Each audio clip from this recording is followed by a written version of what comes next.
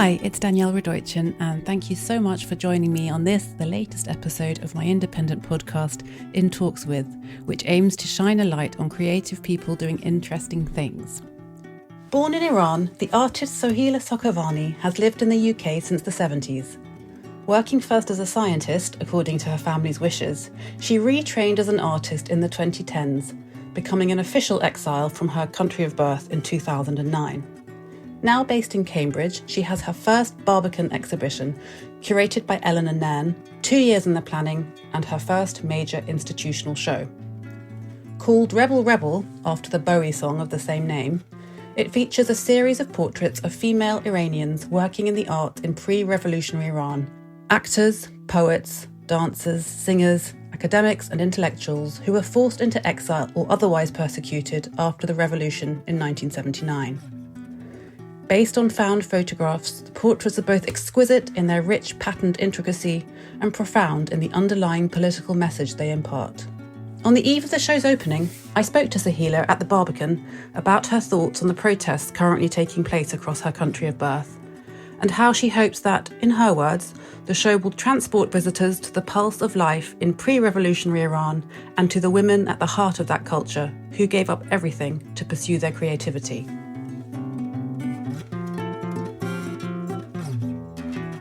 Tell me how to pronounce your name so I know I'm pronouncing it properly. Soheila Sokhanvari. Soheila Sokhanvari. Okay. Sokhanvari. There's a little K, but I'll try. Soheila Sokhanvari. Sokhanvari. Yes, that's good. Okay, yes. I'll try my best. It's very soft K. Yeah. Okay. Don't worry. Sokhanvari if you want. I'm nervous. That's fine. No. Okay. Soheila Sokhanvari. Sokhanvari. Soheila Sokhanvari. That's good. That's good? That sounds perfect. Okay, I think I'm not going to do it again because I'll just ruin it for the recording. No. But thank you so much for agreeing to speak to me today at the opening or the press preview of your exhibition Rebel Rebel, yes, which has just opened here. We're sitting here at the Barbican in the beautiful building here. Yeah. I believe it's opening to the public tomorrow. Yes, it is. And running until February. 26th of February, that's correct. And it features portraits of 28 women, which are from pre-revolutionary Iran, and they were from the first woman. The exhibition starts with the first woman who appeared in the Iranian Turkey film, which was in 1934. Her name was Rohangi Saminejad, and she appeared in a film which was recorded in India because in 1934 Iranian women were not allowed to be seen in public without their veil on, and that's why the film had to be recorded in India and not in Iran. And then after she appeared in the film, after the film was screened in Iran, she actually received death threats and she received insults, so much so that she spent many years in hiding, and she had to be anonymous. She appeared in another film after that, which is like her rebellious character, and after that she actually received so much abuse that she actually had to stop acting altogether, and she loved acting. And then the following portrait is from Farrokhzad, who's a poet, a feminist poet, who wrote about her sexuality and her desires, her sexual desires. And she was the first Iranian documentary filmmaker as well, a writer. And I think the fact that after she wrote about her poetry, she received so much negative publicity and so much violent rhetoric towards herself that she actually kind of was she had depression, and she had kind of retreated into her world. But every woman that is in that series is actually the first of. So there's a first filmmaker, the first novelist, which is Simin Daneshvar, and then there's the first woman who actually pulled a gun on a man. She's in a painting called Bang, because in Islamic, Iran is mainly an Islamic country, as you know. There were never in any films that, or any theatre before that, or any place, a woman that was allowed was allowed to be violent against a man. And I think the fact that she pulled a gun in this film and shot a man was actually very kind of a feminist for me. It was like violence against a man. And I don't condone it, but I just feel like because it was the first, I feel like it was for the first time in a culture that allowed women to actually be as violent towards men as men are towards women. So they're all first along in their career, and they all achieved their platform, and they all achieved their stardom. And not all of them are well known in Iran, and that's why I felt like this is like informative for Iranians as well as for the European and the global audience. So it's a selection of women who were pioneers in their creative field, and when you go into the exhibition, you can scan the QR code and download into your phone. You go to the website and you can read the individual story of each of these women, which is a really nice complement to each image. Many of them are still alive. Some of them, many of them are alive, but they've actually been exiled to America, and a lot of women have been banned from ever acting in Iran. There are some of them that actually still act in Iranian cinema or Iranian TVs, but just because the Iranian government considered them as chaste in the previous career, so that was the determining factor for whether they had a career after the revolution or not. But so it was a lot of them actually, and one of them, which is called Cobra Saidi, who's in a painting called Cobra. She's actually presently homeless in Iran and living in the streets of Tehran, because after the revolution she had her properties confiscated, she had her bank account frozen, and everything that was taken, and she ended up losing everything because she did not have her family support and friend support. She actually ended up living in the streets, and she's been living in the streets of Tehran for the last 43 years. So it's really important to actually put her as a person, because she was a fantastic, she was the third film director of Iran as a woman, and she was a writer, a poet, actress and a dancer, very multi-talented and fantastically creative person. And I think it's a shame, and I think to stop a woman from participating in the art that she wants to kind of carry out is a violence against her body. It's violence against your intellectual properties, it's violence against you as a person. And as a woman who's an artist, I feel like it's really important. I can't see myself not doing my art. And if somebody stopped me from making my art, I would be very, obviously very, very torn. And I feel like the plight and the story is actually very emotive for me. Do you know any of these women personally yourself? I do, but I think because I don't really want to talk about it, I do know, and I don't want to talk about our private relationship, but I do know some of these women.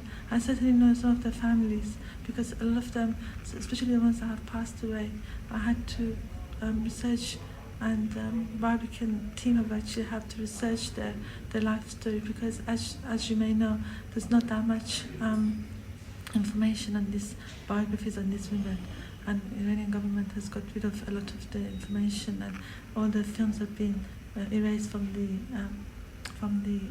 platform. So the only archive of their presence is like from digital recording from VHS tapes that gives you very grainy and very kind of poor quality images. Some of them are featured in the exhibition at the end when you walk in, and there's a video that you can see. Yeah. It must have been fun to research. It was fantastic. Or maybe not fun, but moving. Yes, it was very moving, and I think anything to do with Iranian, because I left Iran in 1978, and for me, Iran has frozen in time.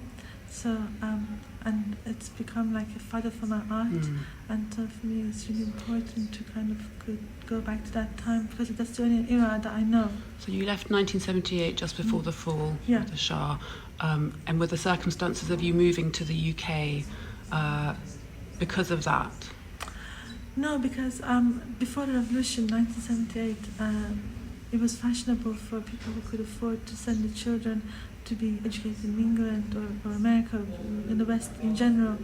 It was something that a lot of families did, because it would guarantee their a good job and a return, and that's what my parents wanted for me and for my brother.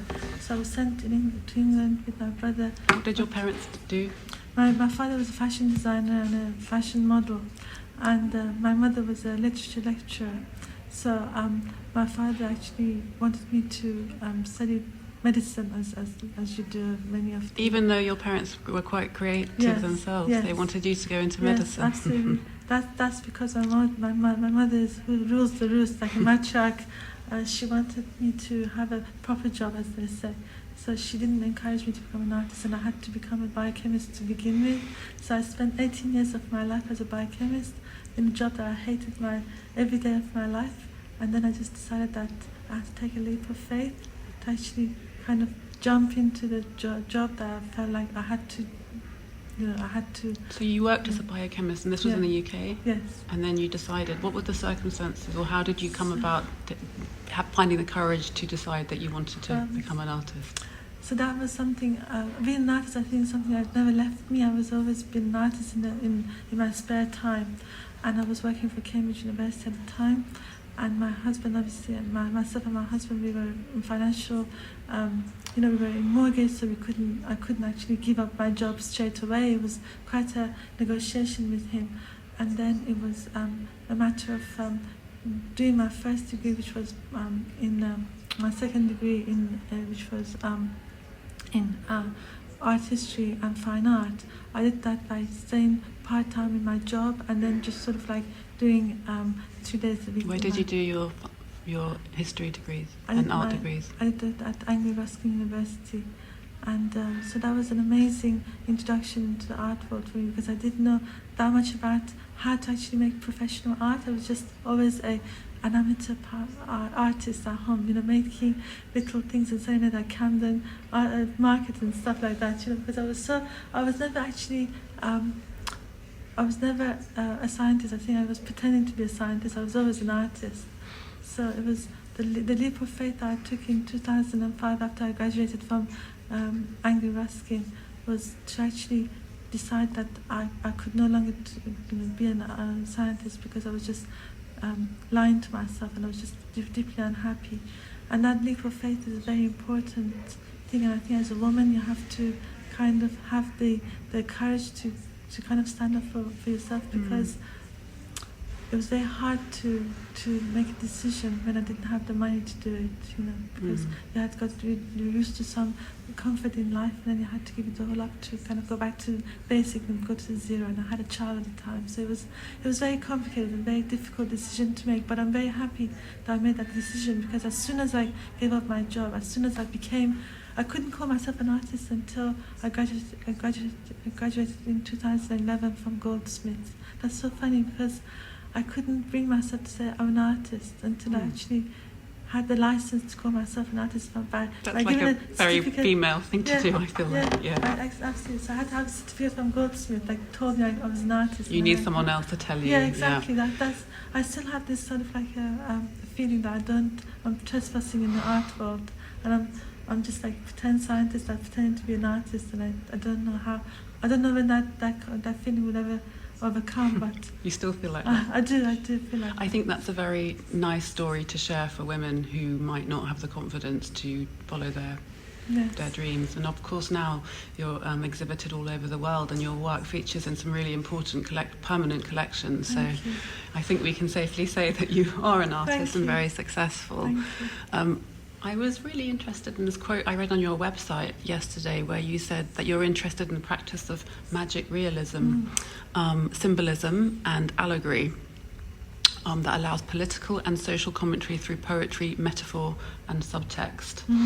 I saw that and I thought, wow, that's quite an amazing, massive statement. I was wondering if you wanted to elaborate a bit on that. Absolutely. So magic realism, as you know, it's like allows the artist and the writer to kind of give themselves a wiggle room for meaning, and it's actually a language that's used in countries that struggle with censorship. So it's actually a language which is used in poetry, and in countries like South America or Iran, or countries where they need to have a multi-narrative layers which which doesn't pin you down as an artist. I think it actually gives you a moment where the viewer is left with multiple narratives that they can unpack themselves.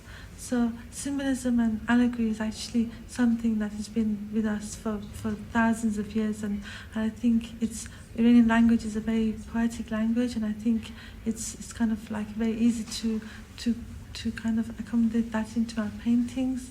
And symbolism is a language which is goes back for many years, and I feel like it allows me to kind of use in my art. And one of the symbolism I use in my paintings on one layer is the fact that my paintings are done on parchment, which is calf vellum, for example, and that's happened throughout all my paintings. All my coloured paintings are done on calf vellum, and for me, calf is the animal that's sacrificed in most main religions, and for me, that calf, that presence of the sacrifice means the sacrifice of the individual. So that's the basic layer of the symbolism in my paintings. So everyone in my paintings has sacrificed themselves on some level, you know. I was also struck by, you're talking about the parchment you use, I was also struck when I was looking at the paintings in the exhibition at how they're so beautiful from a decorative point of view, with all the detail of the women's jewellery, for example, the patterns on their clothing or the patterns on the carpet around them. It's this incredibly beautiful sort of two-dimensional surface where you really get a sense of the paint, which I think you've spoken about before. You use egg tempera, which is something they used in Renaissance paintings. It gives this nice glow to the image. But you really can get lost and absorbed in the physical aspect of in the patterns, and I can see maybe that your father was involved in the fashion world, because I see you pay a lot of attention to the dress and the jewellery. Yes, indeed. I mean, I think there's two reasons or several reasons why I use patterns and I use colours, because obviously on one level I have my father's language of the reels of the fabric that was always hanging around his workshop, and for me I think the idea of the fashion and pattern, I think that's very important. And on another level, for me, I think this idea of patterning and other beautification is a principle that's philosophy that's actually used in Islamic architecture. As you enter a mosque in Islamic architecture, the over-decoration of every single space and every single item is meant to create a delirium in the viewer, so that you can lose a sense of yourself and start contemplating God. So for me, this idea, as you enter my paintings or as you enter the space, so as you enter this exhibition, you're actually entering one of my paintings. But anyway, the idea is entering my space, you lose a sense of self, and you start sort of receiving some kind of like a opiated adjacency, which you receive opiated adjacency, which is what opiated adjacency. Yeah, which is what Elaine Scarry talks about in Beauty and Being Just.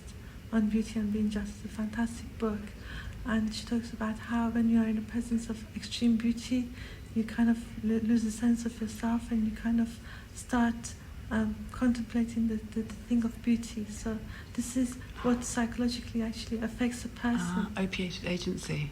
Opiated adjacency. I've never heard of that. It's a lovely image. And what was it that sparked your interest in feminism and feminist activism? Well, I think anyone who isn't a feminist is a I don't know, am I allowed to swear? Of course. Okay. Anyone who's not a feminist is an arsehole. I encourage swearing. Okay. So there's a fantastic artist called Sarah Maple, and one of her work she says, there's a text that says, if you're not a feminist, you're an arsehole, and I feel like that's being feminist is actually wanting equality. So it's not as if I want to be above men. It's about wanting to be seen and to receive the same benefits as a man gets. And were you brought up to believe that, or was there something that changed in your life? No, that's because my father was a feminist. I think my father was the first feminist that I've ever met, because he believed that the problem that Iran has is the fact that women don't have the power, and he felt that if Iran had the queen, which was like the Shah's wife, who was very educated, she was very much of her name was Faradiba, and she was educated, and she was like a art lover, and she was an architect and very enlightened and very educated. I think that if he felt that if she had run the country, then I think the Iran situation would not have happened. But anyway, my father believed that women make much better leaders because of the fact that we have the ability to have children, and obviously because we have mothering instincts. And the only person he actually hated as a woman was Margaret Thatcher, but that's understandable, I think. But that's because Margaret Thatcher was very involved in the politics of the present contemporary economic conditions that has been imposed on Middle Eastern countries and in England. But that's a long story that everyone knows about. And your family, you still have family in Iran? I have family in Iran. My father passed away last year during the COVID. But my mother and my sister are still there. My brother's in England. It's an interesting time in Iran at the moment with the protests happening in response to the woman who died after she was held in police custody. Are you following the events there closely? It must be very emotional. Are you talking to your family about what's going on there? Well, there's internet blockage, as you know, and I don't know if I'm able to speak to them as regularly as I used to. I used to come home with my mother every day, but I've not been able to speak to her every day because she's not very well, and I've had sort of like not much access to her by WhatsApp or any kind of other means of contacting her. But I kind of have this very bittersweet moment. I feel like it's a time of hope, but hope always comes with kind of like immense violence, because these people just want their basic human rights. That's all they want. They're not violent, they're not armed, they're just in the streets punching the air with their fists, and they're demanding Zan Zendegi Azadi, which means life, women, life and freedom. That's all they ask for. And they just, only they ask for their hair to be shown. And I mean, Mahsa Amini was killed because she showed a little bit of hair. It was not that she didn't have Islamic hijab. It's the fact that she was showing a little bit more hair than she should have done. Or it was, this regime that wants her to. So it was really important to kind of course I would be amplifying their voice. Of course I'm going to be supportive. Of course I'm going to be standing side, shoulder to shoulder with these women. Of course I'm going to be supporting their desire and their movement, yes. And do you think that these protests will change anything, or do you think we might see something similar to what happened with the Arab Spring in Egypt, for example, where we seem to be on the cusp of change, but ultimately those changes didn't really happen? I think these kind of questions are something which a politician has much more knowledge of, because I think at the end of the day, it's the Western countries that need to support Iranian people in their plight. It's the sanctions against the individual people in Iran that has to happen. But against the leaders and against the people who actually have the power in Iran. So I think that's really important. And also I think there's been a tectonic shift in Iran, because for the first time in our history, men have stood shoulder to shoulder with women and have respected them. And it's never happened ever in Iran. So I think there's been a tectonic shift in Iran with the women. This protest is about women. It's the first time it's ever happened. So I think it never, you can't, once a genie is out of the bag, it can never go back in again. So I think hopefully it would be some change towards women. And I think the change is a very slow thing. And I hope that women have support they continue to have support from their mothers and their partners and their brothers and their fathers, because I think only united front, as a united people, they can actually achieve any kind of. But I'm hopeful and I'm very proud of them, the rebels. When were you last in Iran? I went in mid-2000s. And it's easy for you to travel there? No, it's not. So you live in Cambridge now? I do. And you have a studio at the Wysing Art Centre. And what you've achieved so much with this exhibition, and what are you hoping to go on to next? Do you have big plans? I have. My next exhibition is with again another untold story about 1,100 Polish Jewish children who came during the Second World War. It's called Tehran Children, and it's a book about it. So there was a migration of these children from Poland through Eastern Europe to Iran, and they went to Palestine at a time, but a lot of them decided to stay in Iran because during the Second World War they were given sanctuary in Iran. And I wanted to tell that story because I didn't want to have this image that people have from Iran, from the present government, as the image that would be like determine how Iranians are, because it's really important to tell the story of how Iran actually supported Jewish families and gave them sanctuary at a time when Britain wasn't, America wasn't, So that's a new series you're working on? Yes. And it will be similar to the paintings here, portraits of found photographs? Yes, the artist I'm working with is called Rachel Garfield. She's a feminist and she's from Jewish background. So I'm very proud, and she was my amazing teacher from Goldsmith. So I'm just so proud that I'm going to be working with her. And this is the first exhibition we're having together, and we're just at the beginning of this project, so I don't know how it's going to work out, but I think the idea is like these stories are going to be told, because I think it's again another series of untold stories about people that have been lost in through sort of like history. So it's really important to tell the story, because a lot of these Polish people actually decided to stay in Iran, and they made a family and they kind of became Iranians. So I want to tell the story, and she wants to kind of do the other side, because she's a filmmaker and I'm a portrait painter, and I'm like, I do this kind of like very sort of easily digestible work. So I think the idea is we tell this story together as two feminists that want to tell this important untold story. That's fantastic. Well, I'll look forward to seeing that in the future. Thank you so much, Soheila, for talking to me. Thank you.